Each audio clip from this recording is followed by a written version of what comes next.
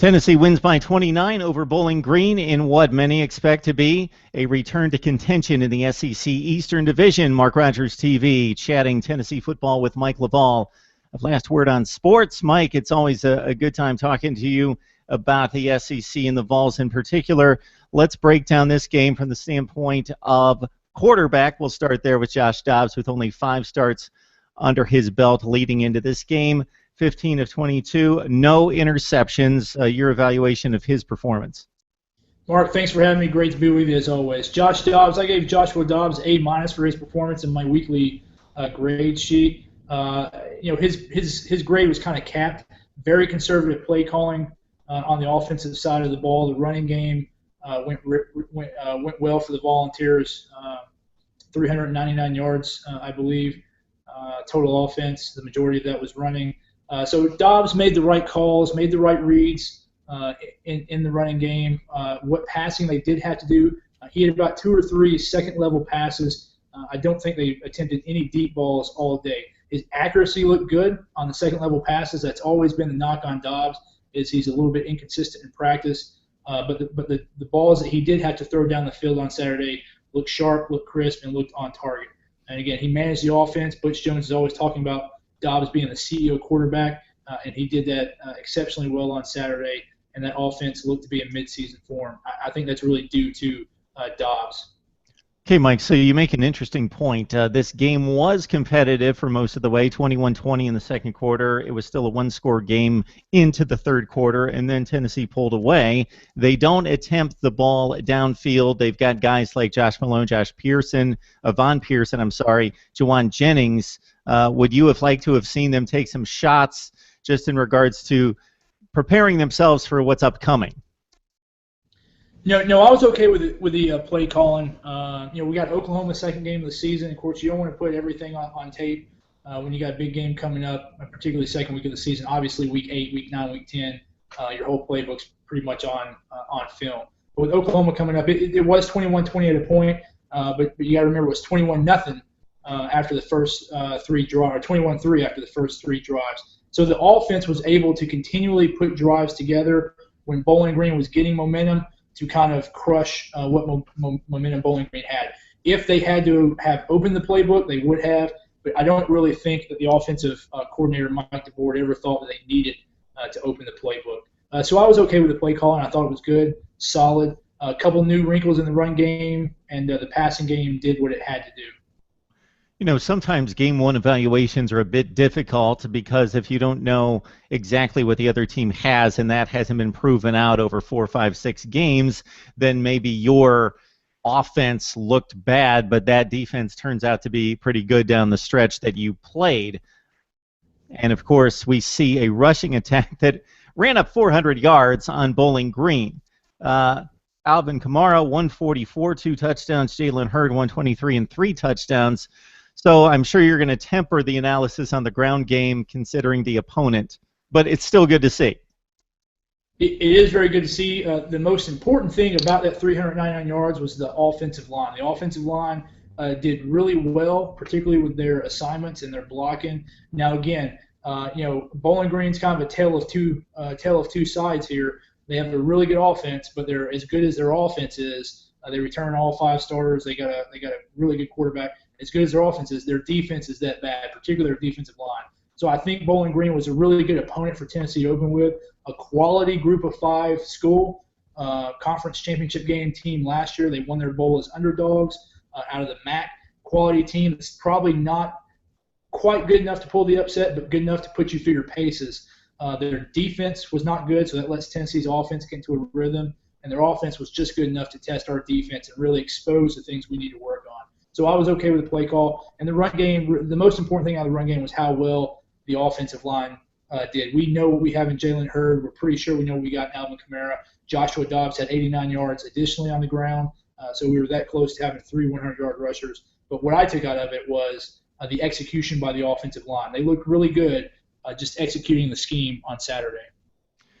So that's what typically these MAC teams have in particular. They may have one playmaker who could play in the NFL someday, maybe a defensive back, linebacker. They don't have the waves of talent. They don't have the depth along the offensive front, nor the sheer talent along the line of scrimmage. So what do you take away considering Bowling Green's playmaking ability on offense from a defensive performance where you give up 30 points? Yeah, I mean, I think the defense has to go back and look at the tape, and they're going to have to make a few scheme adjustments. The middle linebackers looked, the linebackers looked okay in run support on the outside. Tennessee's really going to have to make some decisions at middle linebacker. Colton Jumper did not have the best of games, particularly in pass coverage. The defensive line did not get as much pressure as fans would have liked, nor as much as I thought they would have. But it's important to remember that Bowling Green returned the second most offensive line starts in the country last year, so they're a pretty decent offensive line. Still, I think the defensive line can do some improvement. They looked a little bit slow, and, of course, quarterback Johnson got the ball out fast. So, I kind of gave the defensive line a B grade.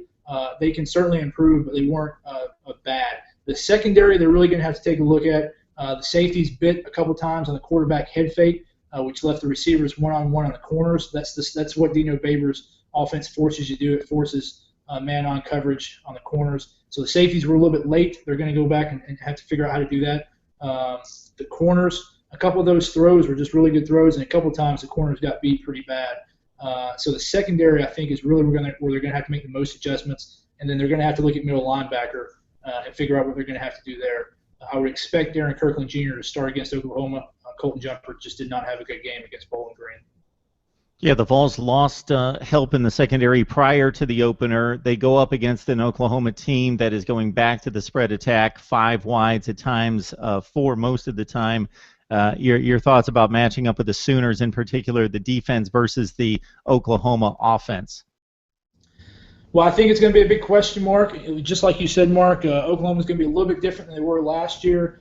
Let's not forget they still have Perrine in the backfield. An All-American caliber running back who can run. Baker Mayfield's probably not the most mobile quarterback, so you're probably not going to have to spy on him too much. So that's going to help your linebackers underneath for the underneath coverage, which should allow them to kind of shut down the tight end if they use one, or the slot receiver coming across the middle. I think they're going to throw away from Cam Sutton, which will allow them to roll the safety over on the other side to provide help. And then Todd Kelly Jr. being back and Martin being back in the secondary for Tennessee will help too. I think their defense will be better. I still think Oklahoma will find success.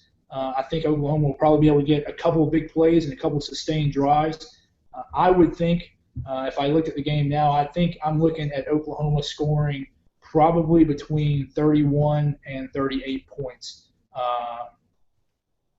which I think is going to be. I think it's going to be a close game. I think Tennessee's offense is going to have to score 35 points plus to win the game. Now, on the flip side, Mike, Akron scored 3 against Oklahoma. I don't know that we can take a whole lot from that. Oklahoma struggled on defense last year. They have an exceptional linebacking core with Dominique Alexander and Frank Shannon, who missed all of last year. The secondary spotty, not much depth. They've got Zach Sanchez, who's considered one of the best in the business, had 6 picks last year. Eric Stryker is a terror on the outside coming after the quarterback. So it's an Oklahoma unit that susceptible to big plays. They're not great on defense, but they have isolated guys that are extremely good that we'll see in the NFL. So your thoughts about Dobbs matching up against Oklahoma? I think our offense is going to be okay. Eric Stryker demolished our offense last year. One-man wrecking crew.